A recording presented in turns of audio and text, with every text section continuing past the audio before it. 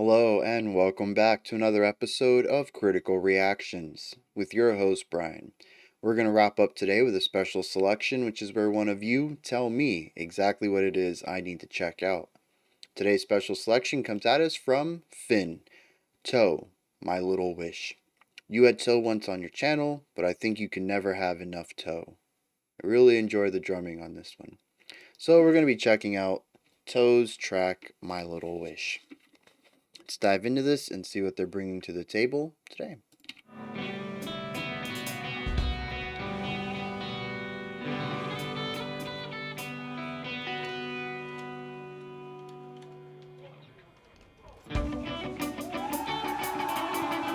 This is live, isn't it?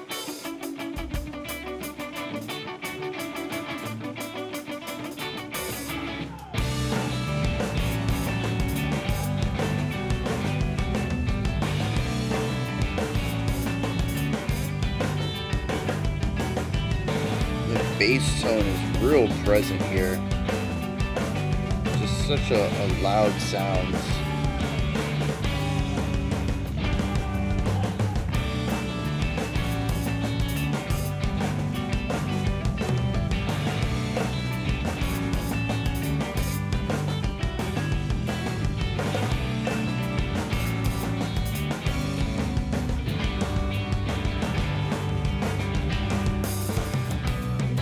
Yeah, man, they really delayed that getting to this next section.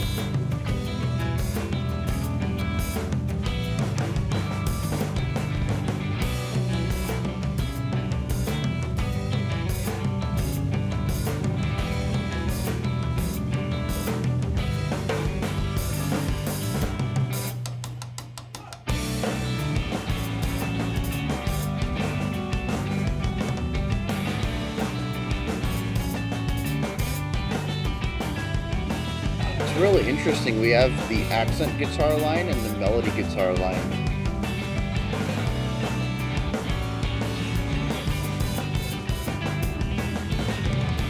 With the bass leading the chord progression through use of pedal tone.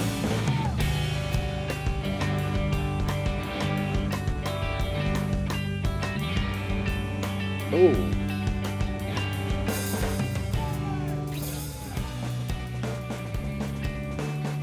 Oh yeah.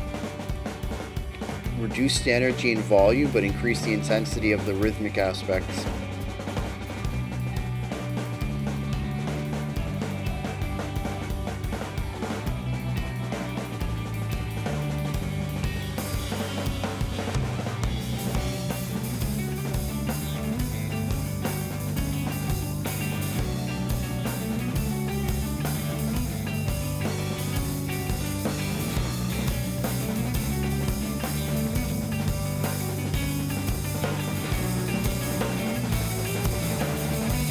So we're in a 7/8 right here.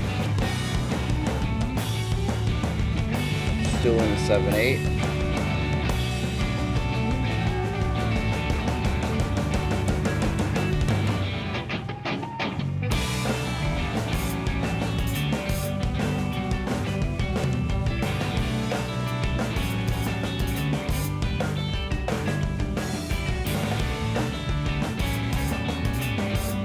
Oh, wait.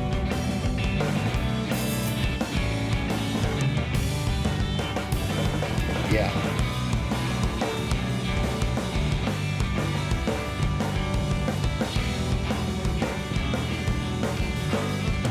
Yeah, really interesting accent patterns on the snare there.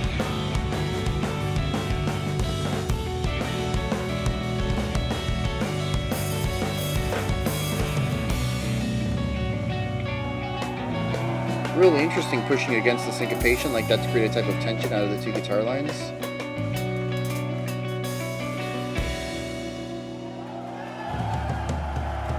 It's over already? Dang. Yeah, so some pretty solid math rock on our hands here. Nothing that, well, I was going to say nothing that blew my mind, because math rock is just exceptionally varied. And that's the thing with, like, I go in there expecting anything. It's the only thing I can really expect from math rock because there is like a general sound of math rock, but I feel like there's such a it's such a big umbrella. It can really encompass a lot of things, and Toe doesn't really sound like anything else in the genre, but it also sounds like everything else in the genre. It's really bizarre. Um, but I think that's one of the cool things about it. I still haven't found much math rock that's connected with me in a way where I'm like, yes, I need to check out more of that. But it's a genre that I'm consistently ready to listen to for the channel. People put it in front of my face. I'm like, yeah, I'm excited for this. Let's see what's going on. It's just never anything that I want to further dig into on my own time. And this is no different in that regard. Once again, I really enjoyed listening to this. I was a little upset it was over. Wasn't expecting it to be so quickly, but not something I would listen to on my own. With all that said, let's dive into some analysis here, see what's going on. I'd mentioned that our two guitars are doing two different things, and that is not true for every section. There are some sections where they're both lead melody, running counterpoint to each other, dancing within and around each other's lines to craft these really intricate melodic concepts. Not going to say they always worked for me, but I'm never going to shoot down people who are doing something within counterpoint. It is not something easy to, I don't even want to say get right, because I don't think what they did was wrong. They just aimed for something I don't typically look for in counterpoint. See, the thing with counterpoint is that by definition, it's multiple melodies going off at the same time. And I am a huge fan when the counterpoint allows each line to embellish the other. And I rarely get that in math rock. It honestly typically feels like two separate songs playing simultaneously. They're not really balanced around each other. Um, so it's difficult to hear them as one unified sound. And we do get a couple of times in here where they do land on that. And I'm like, yes, that is fantastic. I love that section. And it seems like for every section we get like that, we get another one where I'm like, well, the two melodies are nice on their own. They're just not doing anything to complement each other. And as always, it's a tool in the toolbox. It might not be subjectively my cup of tea, but that is not a bad way to use counterpoint. It's not the wrong way to use counterpoint. It's just not what I typically enjoy. Um, so that's probably like half of the ways that the guitars are utilized as counterpoint. But I found the other side of this to be more interesting, where our left guitar would play a lead melody and our right guitar would embellish specific accent points against it. There is a very clear idea of lead and support concept going on here, where the right guitar's ideas, its embellishing lines, its accented hits, don't really work on their own. They don't do anything with the bass, they don't do much with the drums. Their concept entirely is to support what our lead guitar is doing. And so we get some really neat ideas in there where um, our left guitar melody, beautiful, love what it's doing, really cool ideas rhythmically, really cool ideas note wise, harmonically. And then you pair that with the extra notes that our other guitar is adding. You pair it with the volume spikes that the other guitar is adding. You pair it with the dynamic qualities that the other guitar is adding. And you get something that is much greater than the sum of the parts. It is not just two guitar parts, it is a single guitar melody now. And it sounds phenomenal. But what's really cool is they take this one step further and they say, well, what if our accent points, our embellished ideas are, well, let's say they're a riff. We're going to accent beat 3 and 4 every time. But we're going to introduce another concept, polymeter. The length of our embellishing guitar's phrase is not going to be identical to our melodic guitar, our lead guitar's phrase. And so the accented points are not always going to be on a beat or on an attack against our primary guitarist. They're going to dance around it. It's going to be a twinkling now. Every repetition is going to be slightly different. And as I just stated, this doesn't always work because sometimes they run counter to each other rather than support each other. But when they do support each other, especially instance after instance after instance, multiple repetitions in a row at different points in the lead guitar's phrase, it absolutely lands. And it is just phenomenal to hear something that is quasi linear for one guitar, completely cyclical on another guitar, and end up creating something that feels completely linear from start to finish based on the simple idea of polymetric supporting embellishments. That is not a sentence I have ever said before, and that is a really cool phrase. And it makes me want to try it in my own writing. It is easily my biggest takeaway based on how they compose their guitars here, and it is one of the biggest differentiators in my mind of Toe versus other math rock that I've listened to is this use of polymeter in supporting ideas. Um, I have to go listen to the Toe that we listened to last time. I think we've had him on live stream before as well. I might even go have to dig into some Toe, an album on my own. This one idea is something I want to search out more of. I want more examples of. I need to absorb it and attempt to replicate it with as much information as I can so I don't make the same mistakes that I'm sure most people would the first time they try to implement this into their music. Um, it is mind blowing. And like I said, it doesn't always land. There are some passages where I'm like, well, that the timing that came out of this one wasn't as great, and it didn't really do anything that worked for the section. It kind of removed a couple of elements. It was a detriment in this one specific instance, but for the most part, when it worked, time after time after time, it's just like yes, so good. And that's pretty much all the guitar work there. They're either doing completely their own things, counterpoint style, or we have lead and embellishment with some sort of temporal stagnation, not stagnation, temporal displacement between them to create differences in the supporting idea across time. Um, just a very cool concept. And that's going to take us to our rhythm section. Our bass is very simple.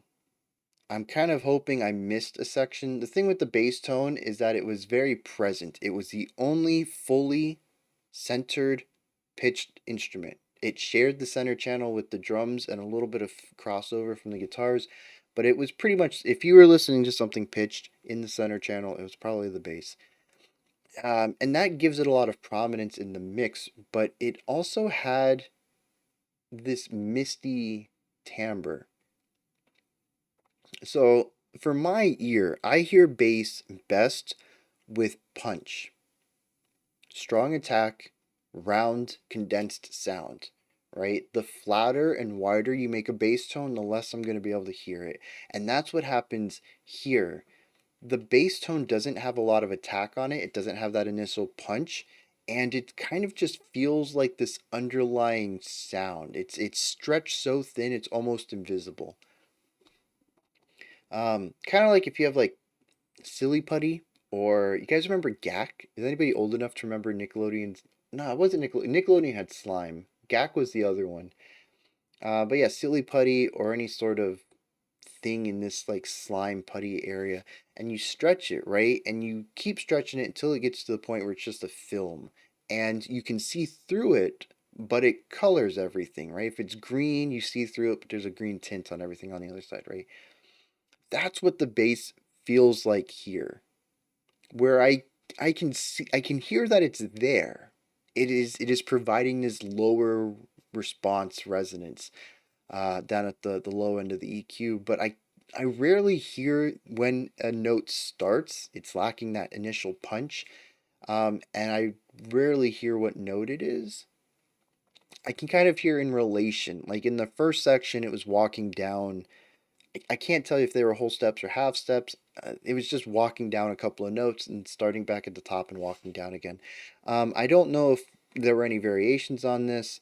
Every time I tuned into it, it was just basically, like I had mentioned, acting like a jazz bass, utilizing bass tone. Well, a jazz bass doesn't usually use bass tones; it uses a walking idea. But the purpose of the job of the bass here is to lay out the chordal structure through the use of pedal tones.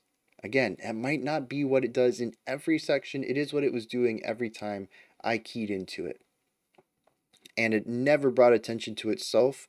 So there wasn't ever a time I'm like, oh, the bass calls me over there. I have to wait till my brain's like, okay, I hear what the guitar is doing. Let's check out the drums. Okay, I hear what they're doing. Let's head over to the bass. Okay, I hear it's never something that calls my attention. It's something that I get to eventually. So like I said, there might be some cases where I just wasn't listening to it when it actually did something really neat. I am gonna chalk some of that up to the live recording.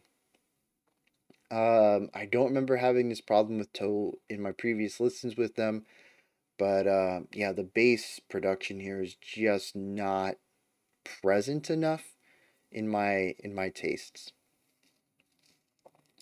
But I do like how it leads the band chordally, right? We have a lot of movement direction in our guitars. They lead us through the story, through the narrative.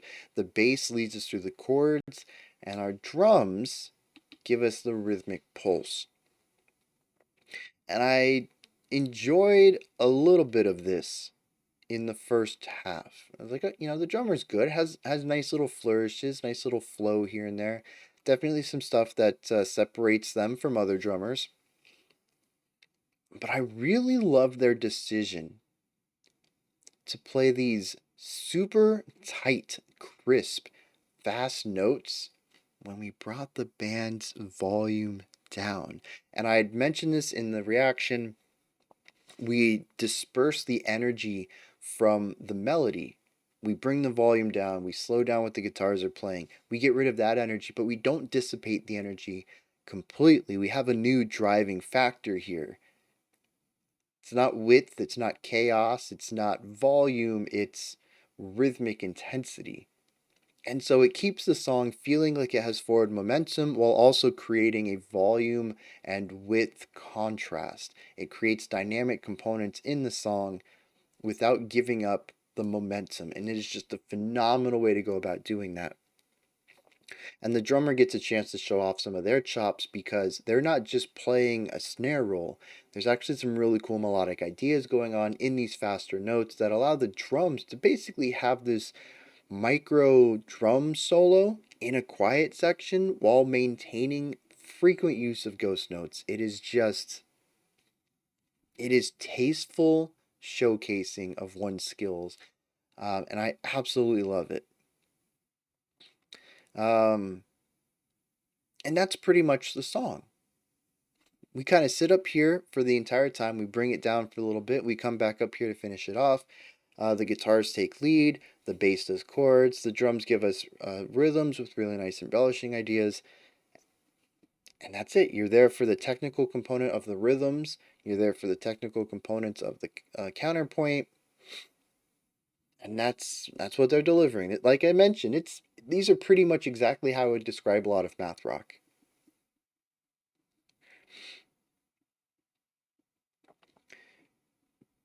Now here's the part where I tend to have a disconnect with math rock, and I don't know what it is. I have a tough time emotionally connecting with this genre. For instance, and maybe this is actually intended, all I hear here is the same thing I hear in any math rock song for the most part, like 90% of them at least. It's just fun. It feels very low stakes. It feels adventurous in pushing one's own skills, one's own limits, but not in like going on an adventure to complete a task. It feels like a jam session. It feels like practice. It's always missing that hook. And interestingly, when I say hook this time, usually I mean the thing that would bring you in on top of the foundation, whether that's a guitar melody or a vocal line. I'm usually talking about a compositional hook, which is something catchy. But I don't think that's the problem here. I think the melodies are catchy. They're definitely driving. They're sitting above foundation. This song feels complete, but it still feels lacking. And it's the same thing I have with all math rock. It's interesting for a first listen. I usually enjoy them on an intellectual level, but there's always that one thing missing, and I don't know what it is, that would pull me in for something more casual. And it's the reason I think why I rarely seek them out on my own.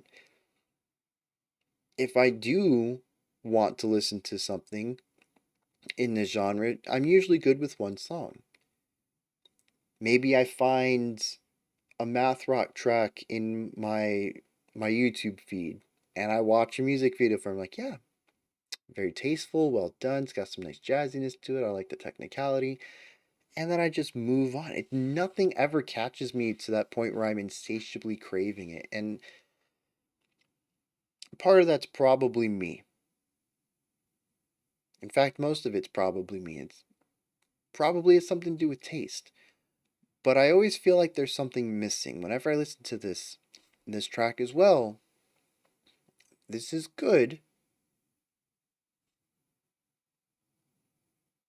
but there's something. I wish I knew what the something was. I do. No lyrics on this one, right? Am I remembering that correctly? Let me check real quick. To my little wish. No, this was an instrumental. All right, so that's gonna wrap this one up. Um, and if you're a fan of math rock, and that's what you get out of it too, is just fun jams, fun, tasty jams. Let me know. Maybe I'm not wrong in that understanding that a lot of it is just kind of this low stakes, fun, friends around a fire pit jamming out kind of vibe.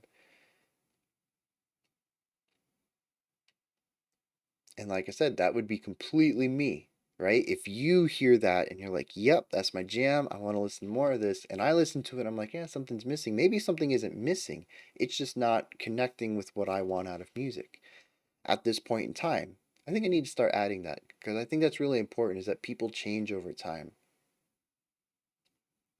People's tastes change over time. Anyways, those are my thoughts on Toe's My Little Wish. Let me know what you thought. Put your ideas, your comments, your thoughts, if you enjoyed this or not, anything you'd like to disagree with me or add on to what I said in the comment section. Above that, if you could, head into the description box, click the link for Linktree, and you can join the Discord server, support the channel in a variety of ways, find my music, so much more. Above that, like, subscribe, and ring the bell. I greatly appreciate all three. We'll be back tomorrow to wrap up this week's theme and check out our final creator request for the week. Until next time, remember to be critical, not cynical of the music you listen to, the music anyone listens to, I suppose. And have a fantastic morning, afternoon, or evening whenever you choose to watch my videos.